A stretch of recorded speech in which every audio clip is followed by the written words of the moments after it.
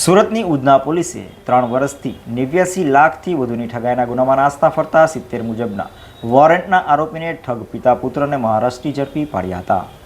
Surat police commissioner Anupamsinh Gehlot તથા ખાસ police commissioner sector 1 Babang Jamir, in charge નાયબ police commissioner zone 1 Alok Kumar અને ઇન્ચાર્જ મદદનીશ police commissioner C division VM જાડેજાની સૂચનાથી ઉધના પીઆઈ JS જાબેરની ટીમ PSI